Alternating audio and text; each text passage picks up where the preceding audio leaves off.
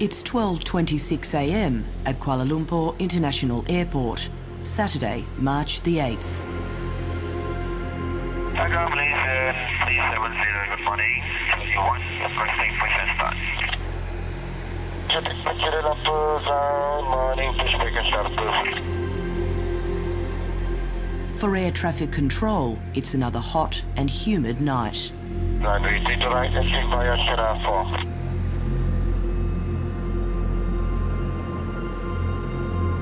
Approaching 3, 2, right. On the tarmac, Malaysia Airlines Flight 370 is nearing takeoff.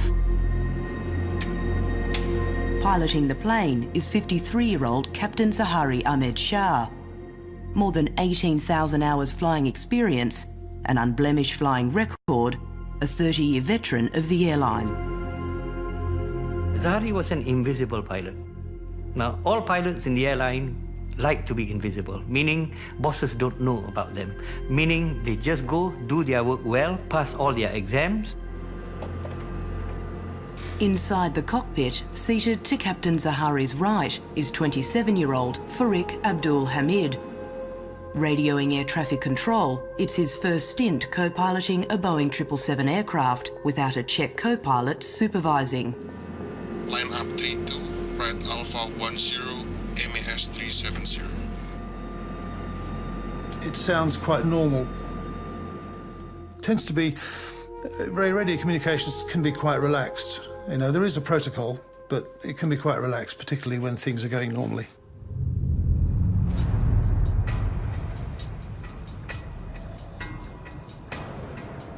Around 2 hours earlier, while the plane was being prepared for flight, 227 passengers from 14 nations, including Australia, began checking in at Kuala Lumpur Airport.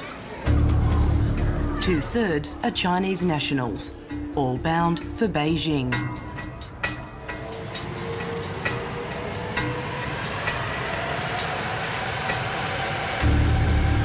At 12:41 a.m, MH370 is ready to fly. 370, right of takeoff. Flying conditions are almost perfect. Minimal wind and cloud forecast for the 6-hour flight.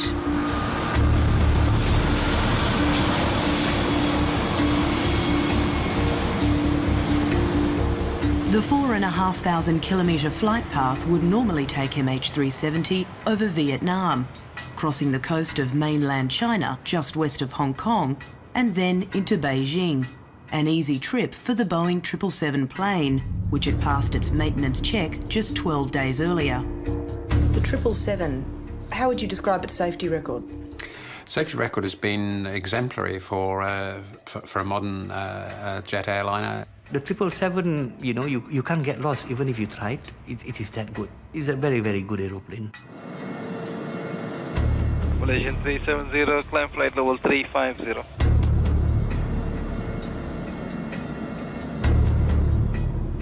At 1:19 a.m, MH370 is cruising at 35,000 feet, a Boeing 777's optimal altitude. As it approaches Vietnam's airspace, exiting Malaysia's, controllers direct the pilot to make the routine switch to air traffic control in Ho Chi Minh City. Malaysian 370, contact Ho Chi Minh 120.9, good night. Seconds later, a male voice inside the cockpit responds. Good night, Malaysian 370.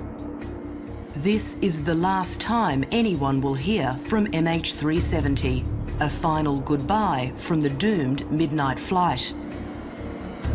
Within minutes, without notifying anyone on the ground, MH370 veers radically off its regular flight path to Beijing.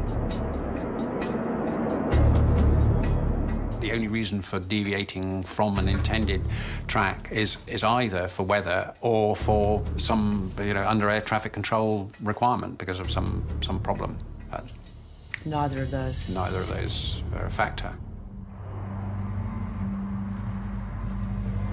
5 hours later, at 6:30 a.m, MH370 is due to land at Beijing International Airport, but it's nowhere to be found. I mean, it's without precedent. How can a modern jet airliner just disappear.